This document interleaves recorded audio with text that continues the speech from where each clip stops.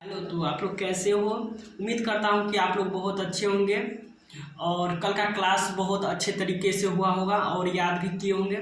चलिए आज का क्लास देखते हैं। कल का क्लास में आप लोग हिंदी व्याकरण और नोट हिंदी व्याकरण कितने प्रकार है और उनकी परिभाषाओं के बारे में पढ़ रहे थे।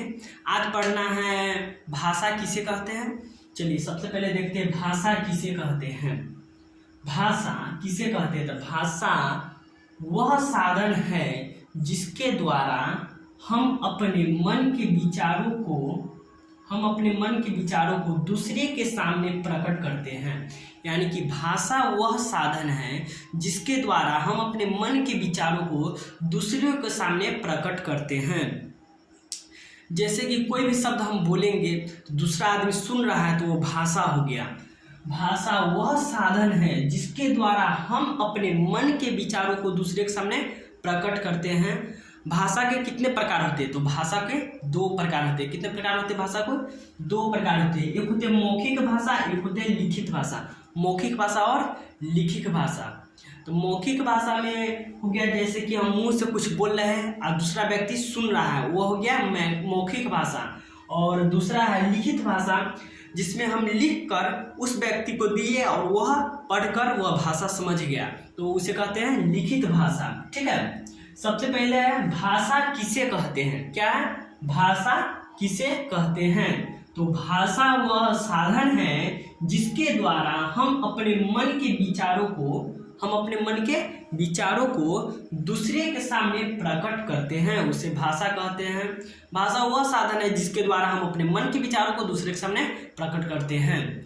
भाषा कितने प्रकार होते हैं, तो भाषा के दो प्रकार होते हैं। कितने प्रकार होते हैं? भाषा के दो प्रकार होते हैं, मौखिक भाषा और लिखित भाषा। मौखिक भाषा और लिखित भाषा। ठीक है, इसके बाद देखिए आप मौखिक भाषा और लिखित भाषा परिभाषा।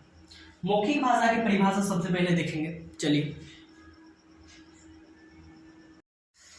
क्या है मौखिक भाषा। मौखिक भाषा किसे कहते हैं? ठीक है, तो मौखिक भाषा जो कुछ मुंह से बोला जाए, देखिए जो कुछ मुंह से बोला जाए तथा कानों से सुना जाए उसे मौखिक भाषा कहते हैं। जो कुछ मुंह से बोला जाए तथा कानों से सुना जाए उसे मौखिक भाषा कहते हैं। जैसे कि जो कुछ हम मुंह से बोल रहे हैं दूसरा व्यक्ति कान से सुन रहा था, इसे क्या कहेंगे? मौखिक भाषा कहेंगे। जो कुछ मुंह से बोला जाए तथा कानों से सुना जाए उसे मौखिक भाषा कहते हैं। लिखित भाषा जो कुछ लिखा जाए उसे जो कुछ लिख कर पढ़ा जाए उसे लिखित भाषा कहते हैं। यानी जो कुछ हम लिख रहे हैं उस चीज़ को लिख कर और दूसरे व्यक्ति से चाहे हम खुद पढ़ रहे हैं उसे लिखित भाषा कहते हैं। यानी लिखित में वो भाषा है या मौखिक में भाषा है।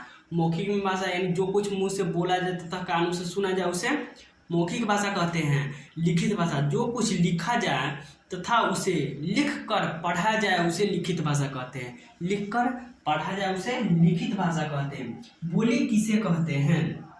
हम देखिए बोली किसे कहते हैं, तो घरेलू या किसी क्षेत्र की भाषा को बोली कहते हैं। घरेलू या किसी क्षेत्र की भाषा को बोली कहते हैं। जैसे कि देखे होंगे घर के कामकाज में जो भाषा को जिस शब्द का उपयोग किया जाता है उसे बोली कहते हैं। घरेलू या किसी क्षेत्र की भाषा को बोली कहते हैं। जैसे लोटिया, फुनगी इत्यादि। समझ गए? सबसे पहला क्या था? सबसे पहला भाषा किसे कहते हैं, तो भाषा वह साधन है जिसके द्वारा हम अपने मन के विचारों को दूसरे के सामने प्रकट करते हैं, उसे भाषा कहते हैं। फिर भाषा के कितने प्रकार होते हैं, तो भाषा के दो प्रकार होते हैं। भाषा के कितने प्रकार होते हैं, तो भाषा के दो प्रकार होते हैं। कौन कौन? मौखिक भाषा, लिखित भाषा। मौखिक भाषा और लिखित भाषा। ठीक है, उसके बाद मौखिक भाषा किसे कहते हैं, तो जो कुछ मुंह से बोला जाए तथा कानों से सुना जाए उसे मौखिक भाषा कहते हैं। लिखित भाषा जो कुछ लिखा जाए यानी जो कुछ लिख कर पढ़ा जाए उसे लिखित भाषा कहते हैं। लिखित भाषा जो कुछ लिख कर पढ़ा जाए उसे लिखित भाषा कहते हैं। फिर बोली घरेलू या किसी क्षेत्र की भाषा को बोली कहते हैं। समाप्त, खत्म हुआ आज का सेशन। सबसे पहला वीडियो में आप पढ़े थे हिंदी व्याकरण किसे कहते हैं, फिर हिंदी व्याकरण के प्रकार, उसका नोट के बारे में। अच्छा बताइए हिंदी व्याकरण के पिता किसे कहा जाता है? कल का की क्लास आप किए होंगे तो आपको तो मालूम हुआ हिंदी व्याकरण के पिता किसे कहा जाता है, मालूम है? कमेंट में लिखिए, हिंदी व्याकरण के पिता किसे कहा जाता है, बताइए जल्दी। दामोदर पंडित जी को कहा जाता है, श्री दामोदर पंडित जी को कहा जाता है। हिंदी व्याकरण को कितने भागों में बांटा जाता है, ये बताइए। हिंदी व्याकरण को कितने भागों यानी कितने खंडों में बांटा गया है? हाँ सही जवाब, 5 खंडों में बांटा गया। कितने खंडों में? 5 खंडों में बांटा गया। कौन कौन सा है? वर्ण विचार, शब्द विचार, वाक्य विचार, चिन्ह विचार और छंद विचार।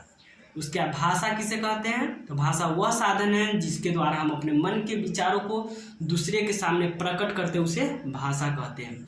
फिर भाषा के कितने प्रकार होते हैं? तो भाषा के 2 प्रकार होते हैं। कौन कौन? मौखिक भाषा और लिखित भाषा। फिर लिखित भाषा किसे कहते हैं? जो कुछ लिख कर पढ़ा जाए उसे लिखित भाषा कहते हैं। और मौखिक भाषा किसे कहते हैं? तो मौखिक भाषा जो कुछ लिख कर पढ़ा जाए उसे लिखित भाषा कहते हैं। और मौखिक भाषा जो कुछ मुंह से बोला जाए तथा कानों से सुना जाए उसे मौखिक भाषा कहते हैं। घरेलू यानी कि बोली, घरेलू या किसी क्षेत्र की भाषा को बोली कहते हैं। बोली घरेलू या किसी क्षेत्र की भाषा को बोली कहते हैं। इसे नोट्स में अच्छे तरीके से लिख कर और याद कर लीजिएगा, फेयर में अच्छे से फेयर कर लीजिएगा और इसे अच्छे से याद कर लीजिएगा, ठीक है। इसके बाद वाला जो क्लास होने वाला है वो इंग्लिश ग्रामर के होगा क्लास। आज इंग्लिश ग्रामर की क्लास शुरू करने वाले हैं और आज के लिए बस इतना ही। और ज़्यादा से ज़्यादा यह बच्चों में शेयर कीजिए कि हिंदी व्याकरण वह अच्छे तरीके से पढ़ पाए, क्योंकि मैट्रिक के परीक्षा में, इंटर के परीक्षा में हिंदी व्याकरण 100 नंबर का होता है और हिंदी व्याकरण अक्सर ऑफलाइन कम से कम देखा गया है पढ़ाते हुए।